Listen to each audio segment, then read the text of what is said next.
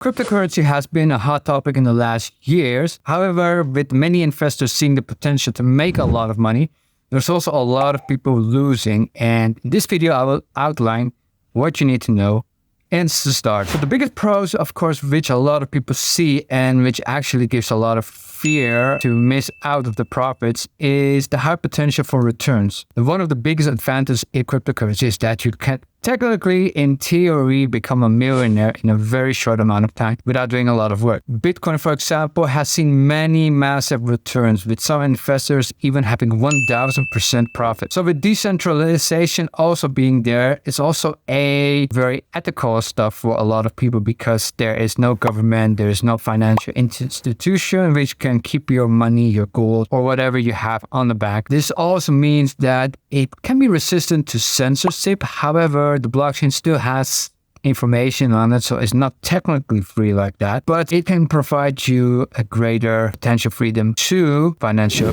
freedom. And this also means that the blockchain is very transparent. Anyone can see the details of every transaction. And this provides a level that is actually very secure, and in theory, it's more secure than traditional financial systems. And also with low transaction fees over the world, you can also save money. If you're going to use an exchange, of course, you're going to have to pay something, but there are no intermediaries involved if you use crypto the right way. And then we come to the downside, which is the very high level of volatility. The way that a lot of people lose their money is by making a lot of profit and not selling it. So it actually goes down and even lower than the price that you actually paid for the cryptocurrency at that particular moment.